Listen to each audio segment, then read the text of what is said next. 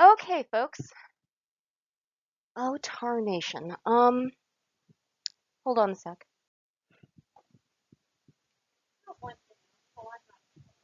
Hmm? Yeah, and I'll talk from here. Hello, everybody, and welcome to today's episode of Ancient Medicine, where we're going to talk about the intersection of religion and medicine in 4th century Greece. So here we're moving out of the 5th century, the years of the first composition of texts in the Hippocratic corpus, into a time period where the religious landscape of how people dealt with their illness was changing with the rise of a new cult. Cult, when we're talking about the ancient world, doesn't mean cult like when we're talking in the modern world. It's not a closed system or an emerging religion where you're exclusively devoted to this one thing. Rather, when we're talking about ancient religion, a cult is a set of rituals and beliefs centered around a particular divinity, often a divinity as they're worshipped at one particular site that then spreads elsewhere, but it's not exclusive. You can worship Asclepius and everybody else, and you're expected to. Now, Asclepius wasn't a new god. You may remember him from the beginning of the Hippocratic Oath. So he existed. But his cult, the practices around worshiping him and accessing his power, began to change in the 4th century with the rise of the shrine at Epidaurus. But before we get there, let's talk about who this Asclepius dude is. He is a demigod. That is, his father was divine, his mother was mortal. His dad is Apollo. His mother, oh, dang it, I'm forgetting her name at the moment. Is a mortal woman who has this thing going on with Apollo, but she also has a mortal boyfriend that she cheats on Apollo with, and good on her. Apollo finds out and gets really angry, kills her in a domestic violence incident because that's just the kind of person Apollo is. Then he feels really bad about it because she's pregnant, so he gives her dead body a C-section and Asclepius is born. Lovely.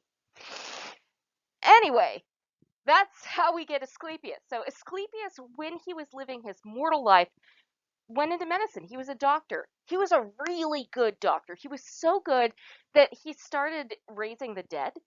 And Hades got pissed off because, like, Hades doesn't ask for much, just your soul when you're dead. But Hades wasn't getting his souls. And he was like, what the hell? I want my souls. And so Asclepius was killed with a thunderbolt from heaven. But people continued to pray to him for their health conditions, and because it rose to the level that he became deified, elevated, which is perfectly normal in Greek religion, and that's how we get Asclepius, god of healing. He's not the only god you pray to when you're in need of healing. Like we talked about last time, Apollo and Artemis are go-tos. Artemis particularly for women's health and for reproductive health stuff, especially things centering on childbirth and delivery. And this is an open system, so you can pray to as many gods as you think are relevant to your situation, and one of them will take the call. So, more gods, better in this religious system. But Asclepius was a favorite due to his memory of what it meant to be mortal. Unlike Apollo, Mr. Killing Pregnant Girlfriends Apollo, uh, Apollo has a history of doing horrible things to his dates. Don't date Apollo. And if Apollo shows up, leave before he asks you out because he's awful. Don't. But Asclepius, he doesn't play like that. He was a married guy. He had kids, 4 of them. We'll be meeting them in a minute. All of them went into medicine. Super compassionate dude. And as a god, he seems to have remembered what it's like to be mortal. He gets it. He's cool. And he has a bit of a sense of humor. So your next reading for this section, along with the Hippocratic on the sacred disease, is a translation of inscriptions from shrines to Asclepius across the Mediterranean, including some customer testimonials. If you've already looked at them, you may have wondered, what the hell with these 5-year pregnancies and oh, so on. But one thing to keep in mind is Asclepius has a sense of humor. And there are a lot of other things that are pretty unique at his shrines that don't fit the mold of other things happening in Mediterranean religion. He's filling a niche that's shaped like compassion. So, how do we know we're looking at Asclepius? Behold, some Asclepius. In both of these, he's holding the staff or the rod of Asclepius, which is a rough walking stick that a single snake has crawled up around. The snake is a symbol of rebirth and rejuvenation. They shed their skin every so often and pop up new. They also travel between the world below and the world above. So they represent this connection between the underworld and the world of the living. Yep. Yes, it was. So there's a question, is the Ouroboros a symbol that's part of Mediterranean religion? Absolutely, yes. We see it in ancient Mediterranean magical texts.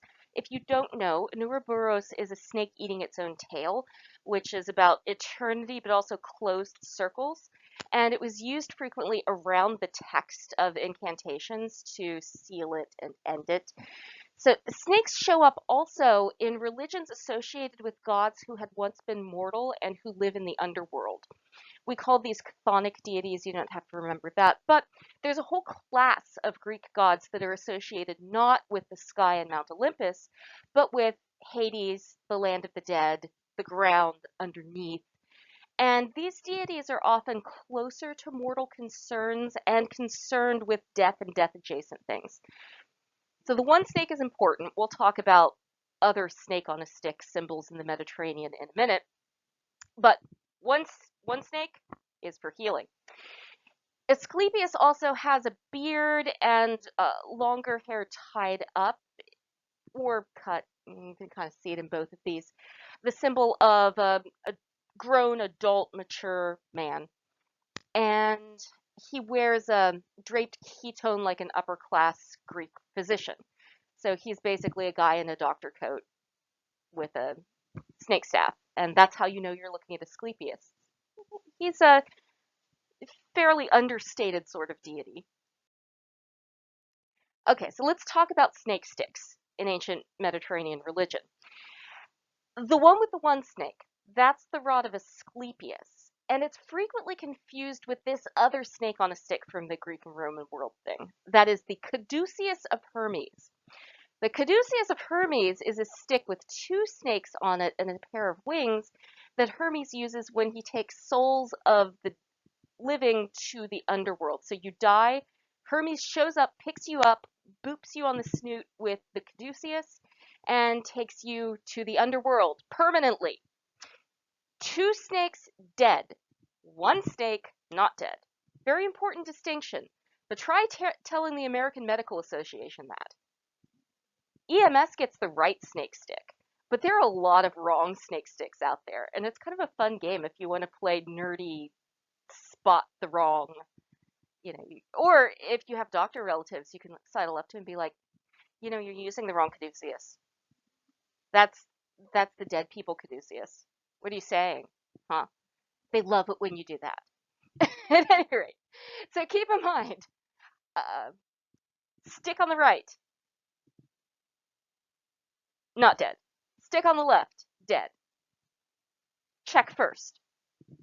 I hope this helps you.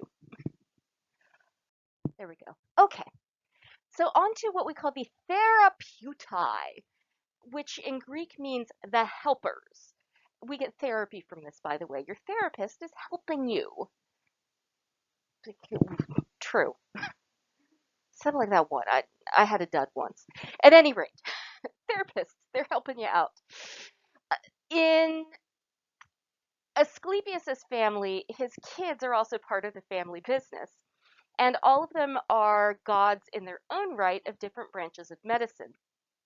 A big one, she shows up in the Hippocratic Oath as well, is Hygeia or Hygeia, We get the word hygiene from her. She's the goddess of health, of preventative medicine.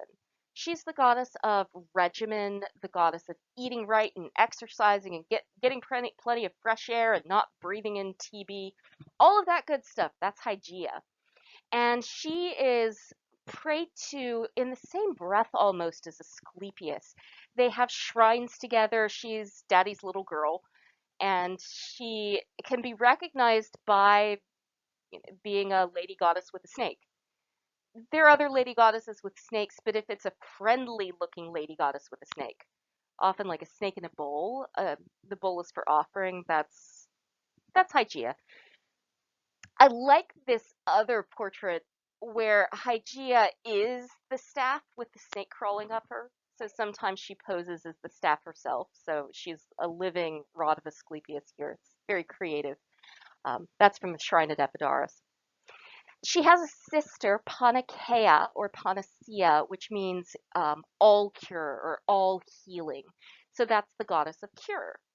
And they're sisters. So prevention and cure are sisters. And they're also brothers. It's difficult to tell which one you're looking at, by the way. Hygeia and Panacea are both lady goddesses with a snake. But Hygeia gets prayed to more frequently, so that's probably the one you're looking at. Next up are the brothers. 4 kids in this family. Podalirius and Machion, who, much like their sisters, both look the same. If you have a young dude who hasn't grown his beard yet with the rod of Asclepius, that's one of his sons. They look like teenage kids, and they're his apprentices. Podalirius is the god of internal medicine. So he's the god of diagnosis and treatment and pharmacy and all that good stuff. Machion is the god of surgery. So even at this early stage, surgery and medicine have divided and they've got their own patron sub-gods, which is very interesting. So here is either Podalirius or Machion. You can't say which one, but there's no beard, so this isn't dad. This is junior, one of the juniors. Uh, yeah, Podalirius is internal medicine. Yeah, and Machion is surgery, I'm pretty sure. I mix them up, but ancient people do too. So, Epidaurus is on the map here. If you look down the peninsula to the big dot, we all see it. So this is on the Peloponnese. I'll go wiggle my mouse on it. Wait, here we go. Epidaurus, right there. So this is on the same landmass that Sparta is on, but it's reachable by ship from Athens, Corinth, all across the Eastern Mediterranean and Western Mediterranean too. So people could sail in from Turkey in a couple of days. So it's within spitting distance of a lot of Greek-speaking areas. And this is the epicenter of this new way of worshiping Asclepius that pops up in the 4th century. Epidaurus is up in the mountains, but close enough to the coast that you can get there pretty easily. But there's this constant cool breeze blowing. It's a few degrees cooler than the rest of the area in summer, and still hilly enough that it's protected in the winter. It's just a pleasant place. I was there in August. It was dreadfully hot in Corinth. I had heat stroke on that day. And then the next day we were in Epidaurus and it was balmy and breezy and beautiful. So it fits all of the climatic conditions that the author of Epidemics loves. You've got the winds blowing from a wholesome direction, good air circulation, no swamps. It's a nice, healthy area. And around some central temple buildings grew up little hotels, wrestling areas, venues for events. So it's a little bit like an event center and also a retreat kind of convention hub. So it's a little resorty, this shrine. And yes, yes. Yeah, it's a resort. It's a resort town, and that's all that's going. There doesn't seem to be much of a civic center. It's just the priests and the locals running this nice resort retreat, which it's a good business model. Asclepius starts becoming a god that people are mentioning more frequently and praying more frequently too in the wake of a pandemic that broke out in the 430s BCE, coming from sub-Saharan Africa through Egypt into the Persian Empire and then finally into the Greek-speaking world, coinciding with the beginning of the war between Athens and Sparta, Peloponnesian War. And it was an alarming disease with alarming symptoms. We may look at it at the end of the semester. We don't know what it is, by the way, no matter what the internet tells you. But this created a bit of a crisis in healthcare because it was a new disease that was wreaking havoc across the Greek-speaking world and beyond. And people were looking for other things to do to access healthcare. And we think that the rise of worshiping Asclepius comes with the waning years of this pandemic. But after this point, Asclepius becomes a major god, even though he's not in the standard Big 12 pantheon that you learn in Greek mythology class in high school. Asclepius, you'd probably be praying more to than, say, Zeus. Well, Zeus, maybe.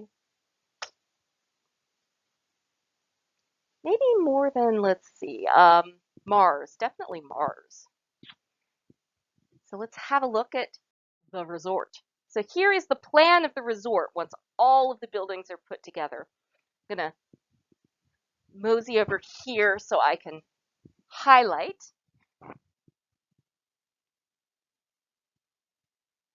Beginning at the core here, this round building and the buildings around it are the religious heart of the shrine. This is a foot race stadium, so it's part of athletic competitions. More about that in a minute. These are hotel areas, other hotels. So there's a lot of place to stay, and there seem to have been long-term guests as well as short-term overnighters.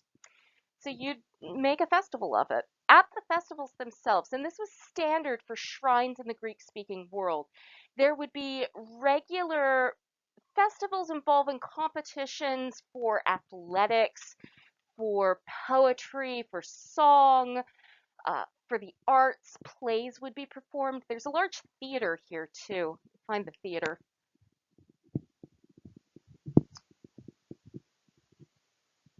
Is it on the map or is it? I think it's off the site plan, but I've got a picture of it elsewhere. It happens to be the best preserved theater in the Greek-speaking world. It's glorious. I saw a play in it. It's, yeah, full marks. I really love this site. So even if you yourself weren't sick, you could come compete in the festival, and then that would bring in revenue to the site. We're not quite sure how the finances worked or whether the priests provided any kind of non-divine health care. There does seem to have been some of that, though. We think that there may have been some combination of conventional medicine and spiritual faith healing going on, but again, it's not clear in part because of the way that the self-promotion of the site works. They're emphasizing the sacred end of things, and so they don't say a lot about actual interventions because they're emphasizing the role of the god. One thing that's very interesting about this, though, is that in preserving patient testimonials, they've preserved some of the few accounts of what it's like to be sick written by patients about their own bodies coming out of the ancient world. What we've seen so far is doctors talking about other people's symptoms. What we've got here are people telling us in their own words what they think is going on with them. And I found that really interesting because how we conceive of what's going wrong with our bodies informs the way we view sickness, health, the world, ourselves, other people. And it's a big part of our own therapeutic process too. The way you think about, what the heck is happening when I'm throwing up can, either add to or take away from your anxiety. So that's something to think about when you're reading through is what is this patient processing? What are they trying to cope with? How are they imagining what's going on inside of their body to make them feel this way? This is not the world's best picture. I hadn't eaten and my camera wasn't good, but just go with me here. Okay, so this is the core of what you do when you go to Epidaurus for a cure, and that is a process called incubation, which does not involve sitting on eggs. Rather, you so in is in, and cubo cubare in Latin is to lie down to sleep. You sleep in the temple space. And this is the first of several deviations from the norm in ancient religion because the rules for ancient temples go about like this. You can't have sex in the temple. No sex in the temple. Even if it's like an Aphrodite temple, you don't have sex in the temple. Bad. You don't bleed in the temple. No bleeding in the temple. No sick people in the temple. No giving birth in the temple. That works here too. No, because you're going to bleed if you give birth, you see, and you can't bleed in that. No murdering people in the temple. Okay, you don't murder people in Asclepius' temple either, but no murder is part of the rules because you can't spill blood unless it's a sacrificial animal victim. But like, personal murder that doesn't honor the god, that's desecration. Don't do it. What else?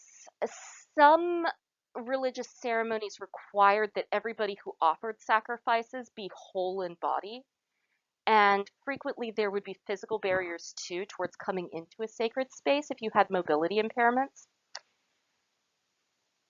These rules get broken in the Temple of Asclepius. Also, you don't stay overnight if you're not a priest normally. But in the Temple of Asclepius, in some ways, you do the opposite. If you're sick, yeah, you go to the Temple of Asclepius. Not just go, but you spend the night within the sacred ground. Not necessarily in the shrine itself, although in some shrines and cities where space was limited, yeah, you would sleep inside the temple. But at Epidaurus, they had a little dormitory on the sacred ground where you would sleep. And you were expected to be sick while you were sleeping there. And sicknesses that would have involved blood and bodily discharge and things. As you look through the patient accounts, just look at the number of diseases that would have had uh, symptoms that would create this sort of impurity, is how they thought about it. So these sort of impurities that would keep you out of holy ground. Not so much in the Temple of Asclepius. He's a doctor. He's cool with it. He understands. He is there for you. You are welcome. Interestingly, this is also a site that has ramps built in at various places. So this is a site that was made to be more accessible than other sites in the ancient world. And there's signs that a lot of people with mobility impairment were there, and perfectly cool being there.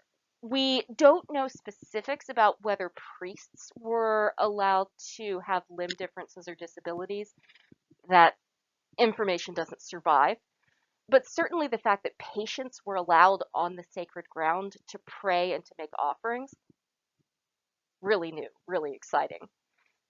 So here we are looking at an artistic depiction of what happens when you spend the night at the temple. The area where you slept overnight was called either the Abbaton or the Aditon. They both mean about the same thing in ancient Greek. Abbaton means the don't step in there because it's the sacred space. And it's called this in all temples. The Abbaton is the place you don't go because it's sacred, except here you do get to go there when you're authorized, when it's your turn. Aditon means the same thing. It means the don't go inside of there, but you do go inside the don't go inside their space. So you go inside the don't go inside space. You sleep overnight. And as you sleep, the sacred animals of Asclepius wander the temple and interact with you. Asclepius's sacred animals are non-venomous snakes, so you get to cuddle with the noodles overnight, and also puppies. Oh, yeah. So sacred puppies lick you, and sacred sneckies snuggle with you. We think that there may have been drugs involved, so you might be like sedated, and then snakes, which for us is like snakes, unless you're fond of noodles, in which case you're noodles. But for ancient people, there was a fear of venomous snakes, but in general, they're more of a snake positive society, in part because there are very few venomous snakes wandering around the Mediterranean basin. And even the venomous ones aren't the worst. Like, about as bad as you get is the horned viper of North Africa.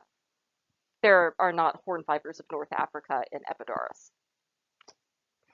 So, you cuddle with the snakes, you dream, and then in the morning, when you wake up, you tell the priests what it was that you dreamed.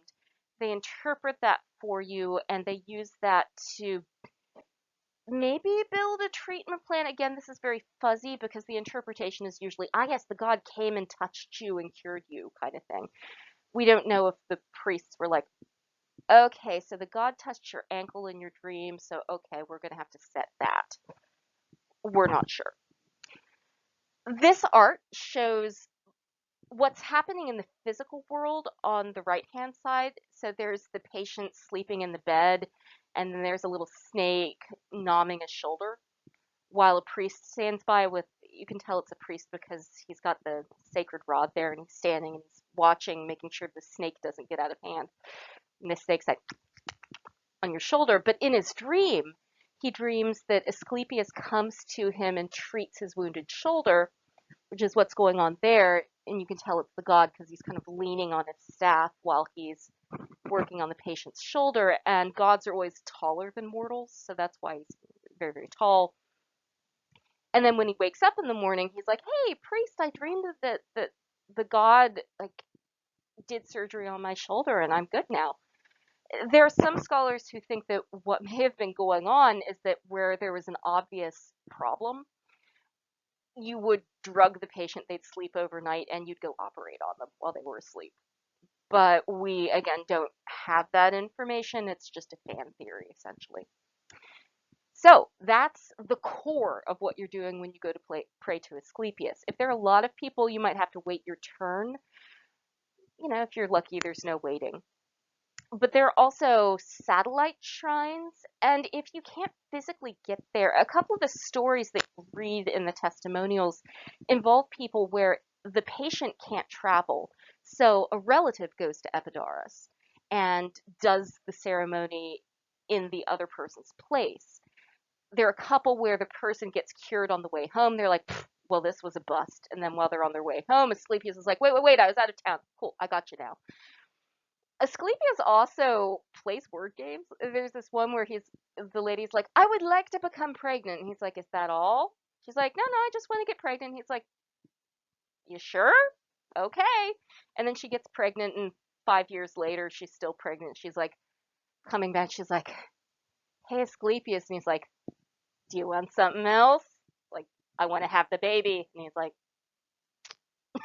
just, I don't think very funny, but it's kind of funny. On a Greek god scale of funniness, that's funny. Yeah, very low bar, but it's kind of Asclepius's vibe. He gets it. He's been mortal. He's got a sense of humor. He's in many ways they're projecting their idea of what they want in a doctor onto Asclepius. And similarly, if you were going into medical practice, you'd go to offer some of your surgical tools to Asclepius to pray to him.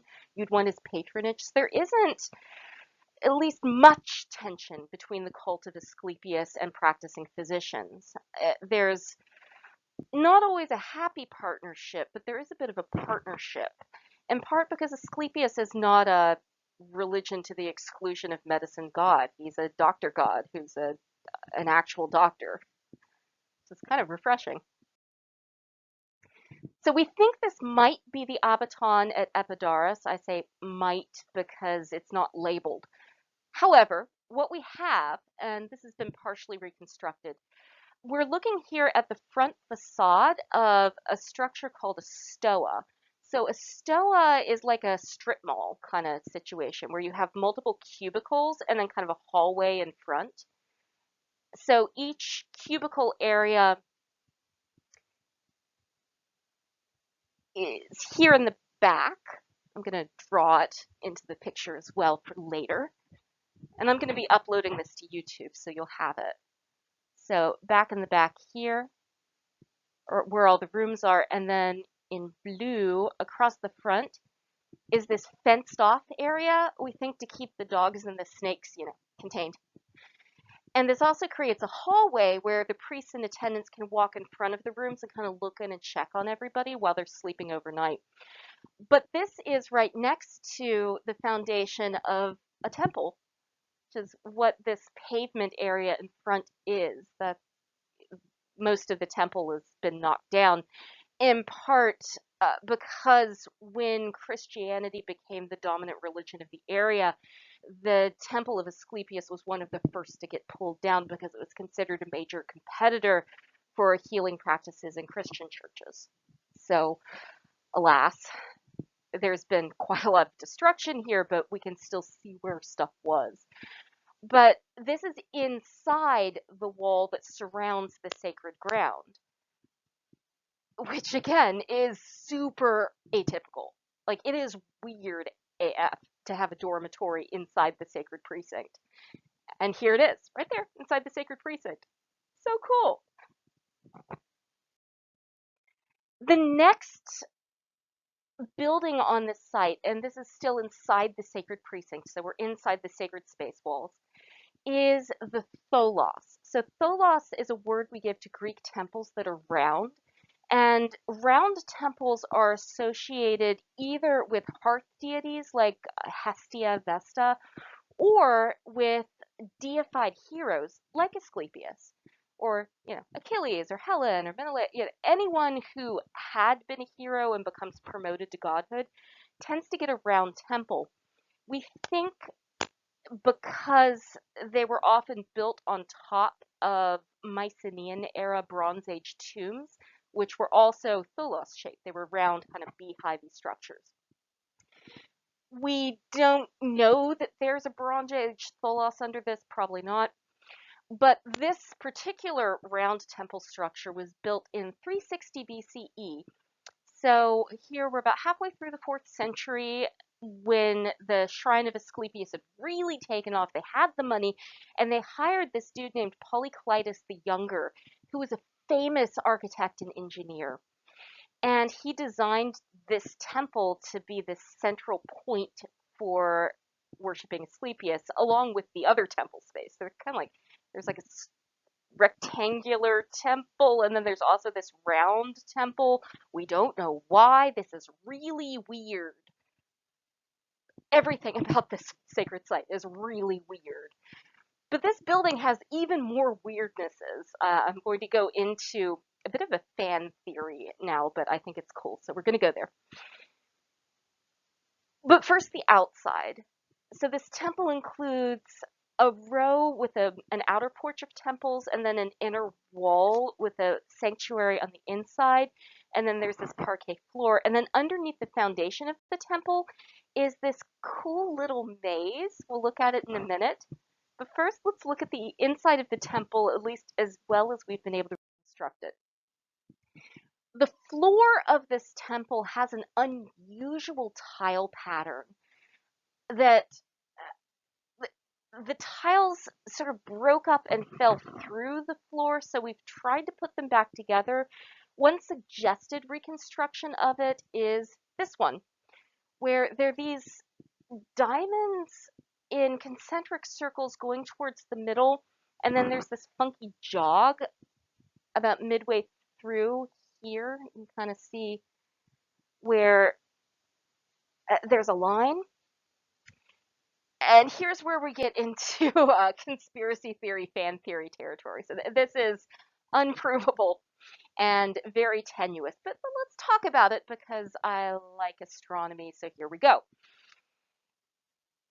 In this theory, when you count the diamond spaces coming out from the center, you have as many spaces as you do planets from the sun.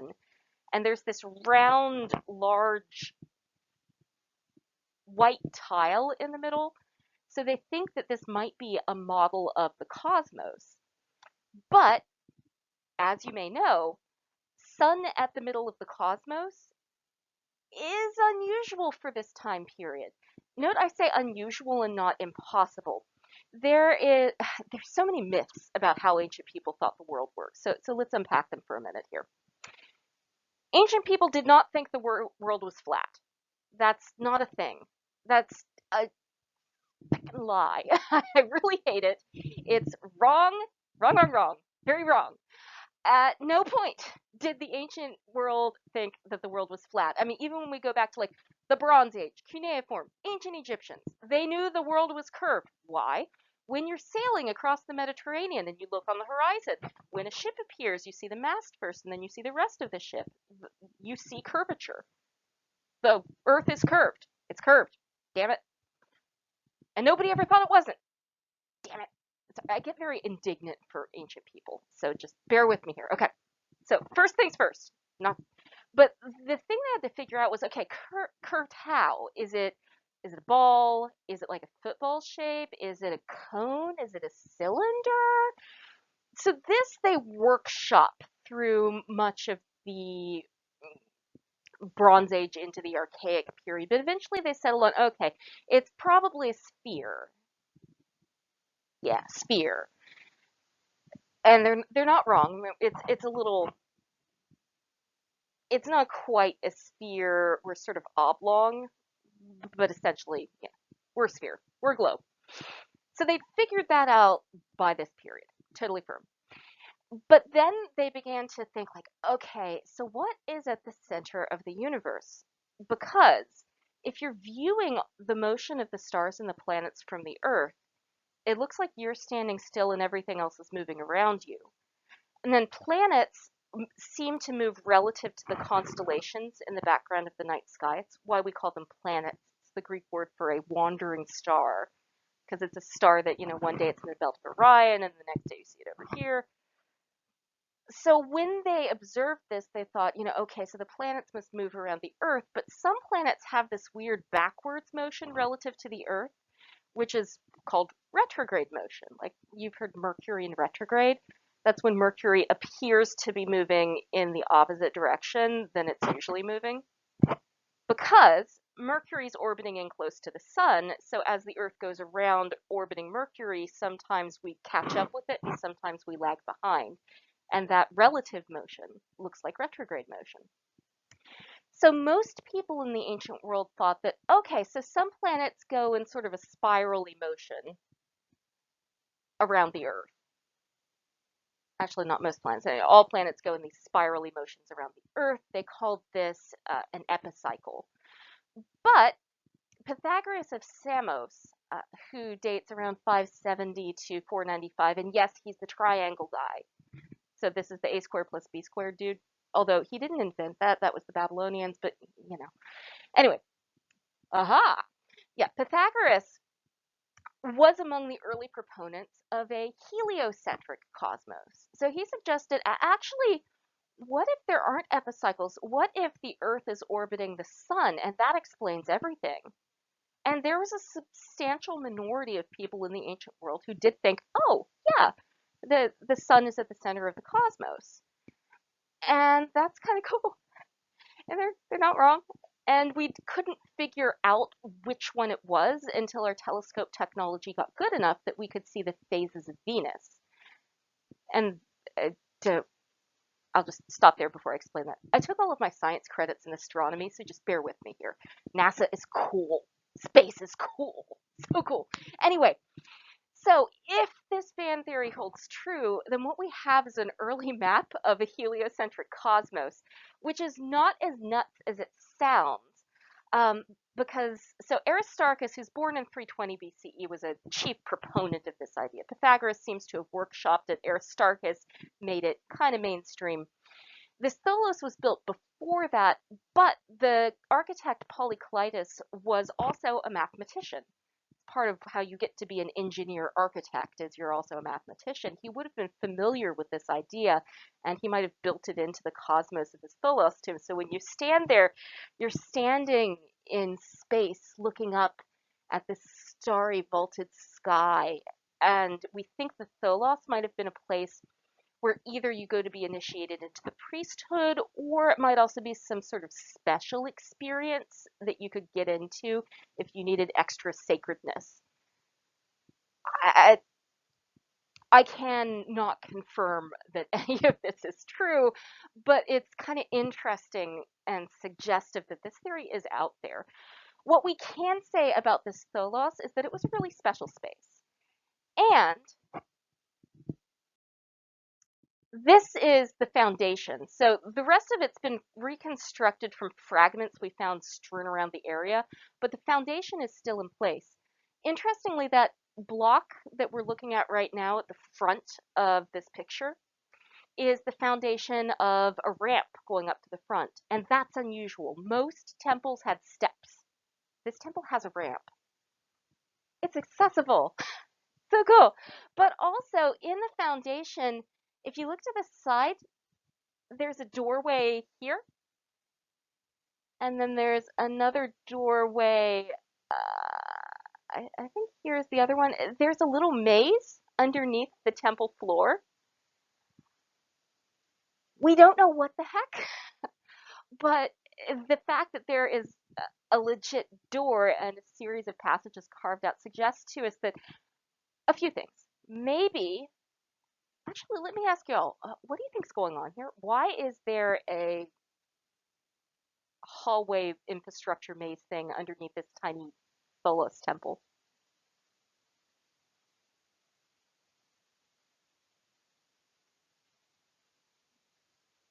Yeah.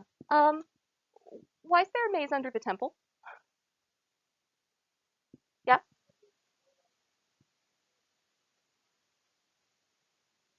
Yeah. And that's one thought is that it's a space for patients, that maybe part of the special thing you do in this area is you go into the underworld and have this journey through, the dark and the under, because this is an underworld god, so that's a thing. Another theory that's been advanced is this is the sacred snake pit where you just, the sacred snakes can go hang out. Maybe both, but I think you'd like step on the snakes. Okay, so that's theory number two. Another theory is that this was an access area for the priests to go under the floor, and then while people were in the temple, they'd like go like, "Hello, I am Asklepios," and it would let voices, disembodied voices, come up through the floor, or like maybe they'd like thonk, and you'd hear like tapping noises. We don't know. We don't know, but it's weird and unusual. There are other temples that also have little crawl spaces, particularly the Temple of Apollo at Delphi, which is a temple of prophecy and associated with this guy's dad. So, but again, such a weird building. Why? But nifty. So next on to the infrastructure stuff. So I mentioned there are baths, there are toilets with a good drainage system, so there's hygiene measures. It's very well thought out space. There's a gymnasium or a gymnasium, and this was an area associated with able-bodied, healthy people, but also with sports medicine. So if you were sick in the ancient world, one of the places you might go to access healthcare wouldn't be a doctor's office at all, but you'd go to your local gym and you'd find a trainer who could help you to work on whatever mobility issue you were experiencing. We still kind of do that. Sometimes your personal trainer will also be giving you healthcare advice. Sometimes you can get really good occupational healthcare advice from your accredited trainer, especially if they've got a sports medicine degree. Occupational health people, by the way, freaking amazing. They can change your life. Go find one if you're having trouble like functioning. But at any rate, gyms were a place where doctors who wanted to find patients would kind of hang out. And then you'd also get a lot of less accredited, shadier sort of people helping you, bulk up, bro. Uh, There, there are degrees of healthiness. And we'll see as we go along that some of the people that mainstream doctors are complaining about, like they spend a lot of time snarking about gyms, and you'll be like, what? That's why. You may have noticed in Hippocratic epidemics, actually. Epidemics 1 opens with this gym plague, where apparently everybody in the gym had like swollen balls, and it was a problem, and nobody who didn't go to the gym got this. I wonder if that's a bit of a dig. At any rate, the gym at Epidaurus was likely associated with annual festivals. There's that foot race stadium too, but it might have also been a place where you could get training and intervention and rehabilitation as you're trying to figure out how to cope as a person with a new limb impairment or disability, which is a pretty neat notion. And the fact that there's accessibility infrastructure elsewhere lends to this suggestion. So these are areas that are maybe hotels. There's also some suggestion that they might be extra overflow incubation rooms, but again, we don't know. I tend towards hotel rooms. They look like hotel rooms.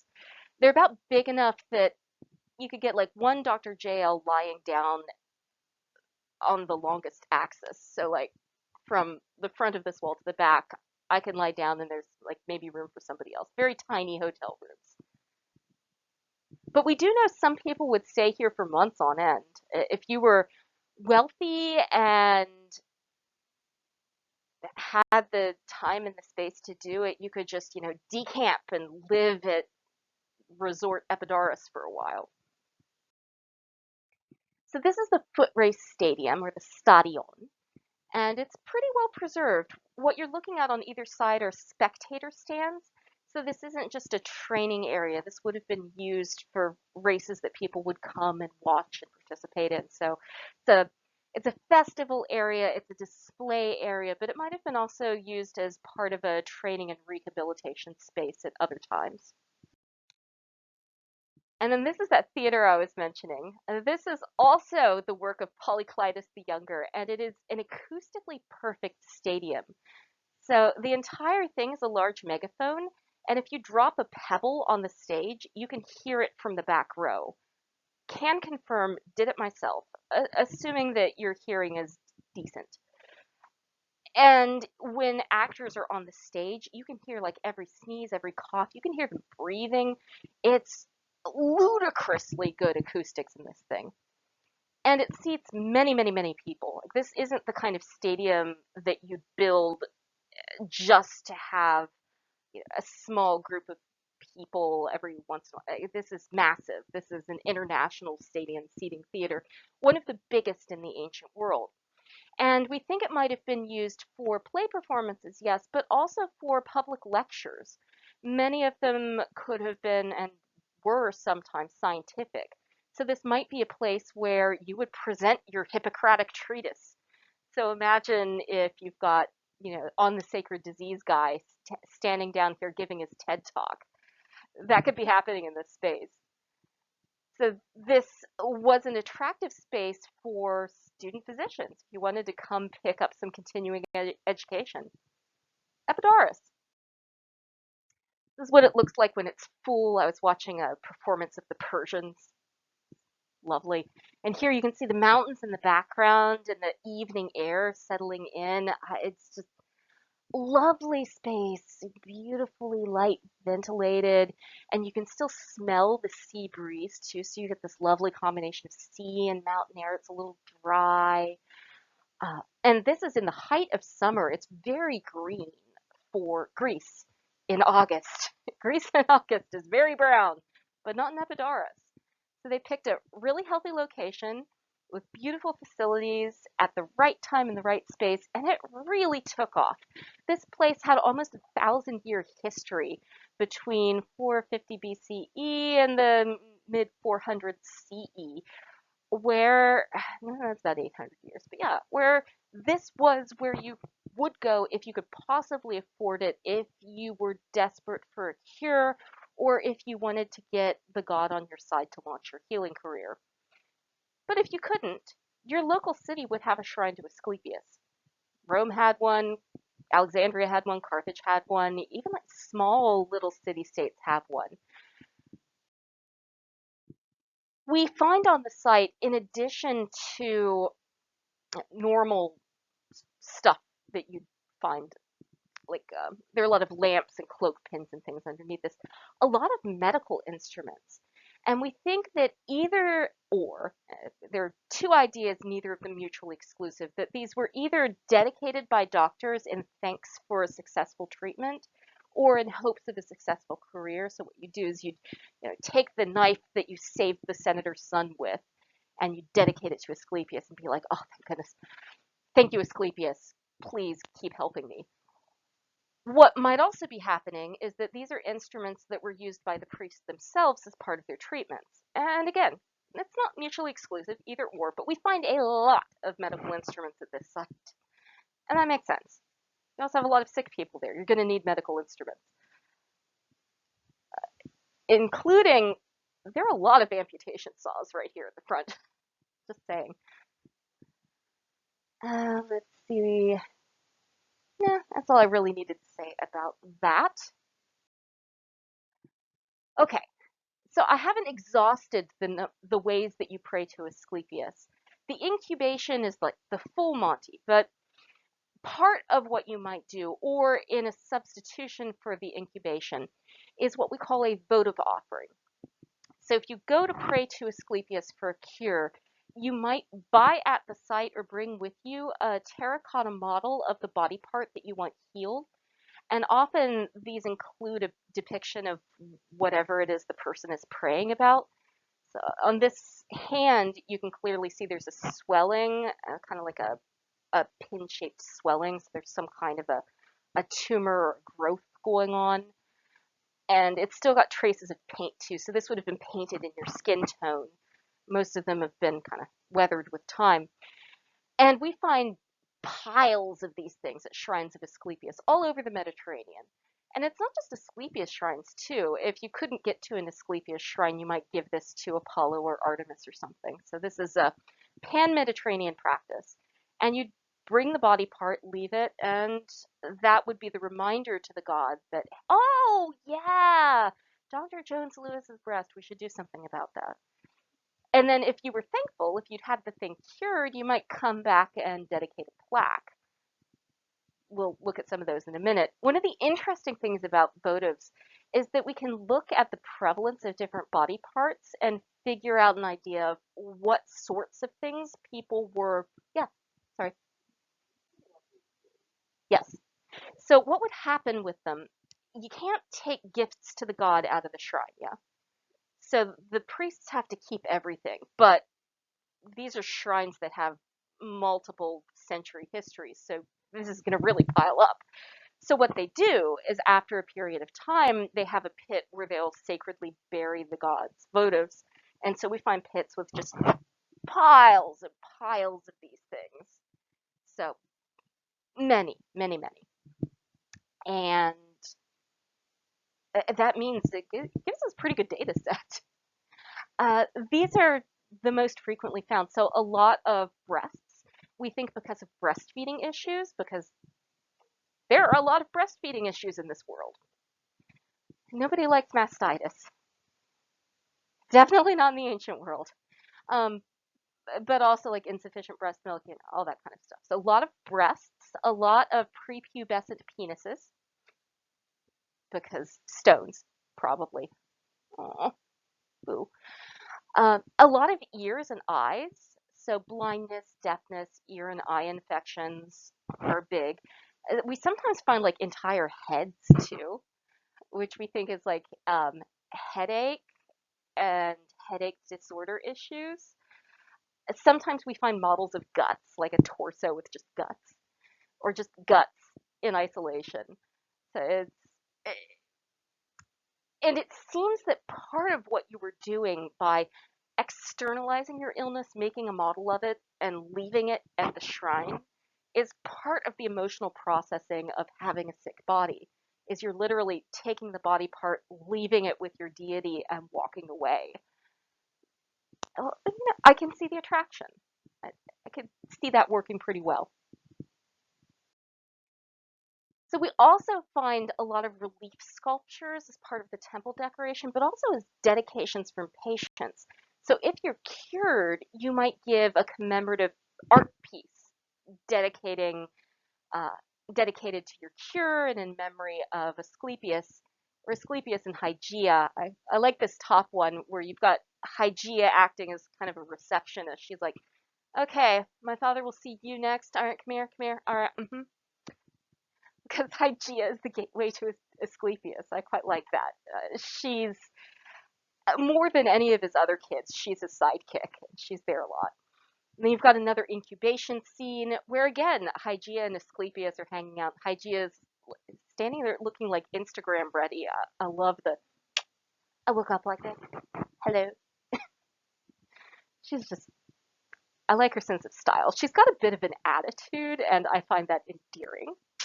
I like my sassy nurse goddesses. And then you get this kind of dedicatory art. The one on the left-hand side says in Greek, to Asclepius and Hygeia, uh, Tishe, which means lucky, but it's probably somebody's name. And then Eucharisterion means a thank gift. So I think it's Tishe dedicates a gift of thanks. So it's basically like, hey, Asclepius and Hygeia. Tishe says thank you, y'all. But it could also mean like luck gives thanks. So it may not be her name, it might just be another god, but uh, it's unclear whether she's in the dative or not. If you know Greek, that makes sense. If you don't, then just. And there's a leg. So something having to do with the leg. Somebody's really happy about the leg thing. We don't have any other context. It's just that. This one I quite like too. On the right-hand side, we have the patient showing art of the patient dedicating the original votive. And if you look at where he's putting it, it's in a row of other feet and legs. So it seems like there might have been like body part sections in temples of Asclepius where you file your leg under L for leg. You have all the legs in a row, all the hands in a row, and all the heads over here. Just so Asclepius has an organizational system. Yeah. Yeah. Yeah. They're often very big. Sometimes they're small. It can really vary. Uh, it just depends on how much terracotta and time you have and whether you feel like lifting it. And if you look at the side, it looks like it's a bad picture, but it's not. That kind of wavy line is a varicose vein. So it's a leg with a varicose vein filed under leg. And apparently it got better because here we're dedicating the picture of him dedicating the leg. So we've got like votive inception going on here, and I love it. Then we also get things like this. So this is a votive plaque with this person's story on it, and this is one of the plaques that we have in your reading for today, which is like, I had this going on, and oh my gosh, it was the worst, and da da da da da da, and yay, Asclepius. Ooh. This one's in bronze because this patient is extra. And then you have combinations where you have the testimonial and the votive anatomy all there so you can tell what's up and what's going on and how grateful we are about the thing. Now, Asclepius was the go-to healing god, but this wasn't the only shrine that did something like this. For instance, Athens had a competing cult to one of their local hero gods, a dude named Amphiaraus, who, by the way, is in that Hercules movie with The Rock. Yeah, Amphiaraus is in that. So, like, that's that guy. He's in a movie with The Rock. I love that. Oh my God. Anyway, so back to this shrine. It's like a mini version of Epidaurus. It's very low budget Epidaurus. This is the theater. Oh, I know. Isn't he cute? He's gonna this foot race stadium in a like little it's so cute. It's like I don't know, it kind of reminds me of like Dinosaur Land on the Blue Ridge Parkway. It's a roadside attraction. If you can't get to Epidaurus, you can go to the Amphitryon. But also notice, so this is a lead ticket that you would buy to get in, and it's got so hieron is the shrine, and then Amphireus, so the shrine of Amphireus, and then on the other side it's got Hygeia. So Hygeia's there too. So Hygeia, traitor, she's just maybe that's her uncle. Like over here, she's busy. Okay, she's got a full schedule, and she's gonna show up where she's gonna show up. I love her. She's overworked and underpaid. So yeah, that is how you might pray to the gods if you were sick in the ancient world. That's what the religious collaboration landscape looked like between mainstream medicine, scientific rationalizing medicine, and religion. And that's part of the menu of options you'd have in front of you if you were an ancient person looking for healthcare. So for next week on Tuesday, we will be processing this world while also reading On the Sacred Disease. So read the Epidaurus stelae and read On the Sacred Disease. You'll be using them both to address some problems from some ancient people. So we're going to be doing one of those again. Take care. Have a lovely weekend. And yeah, sorry. I mean, it is the reading for today, but we'll be processing it next week. Yeah. Right, right, right. It's kind of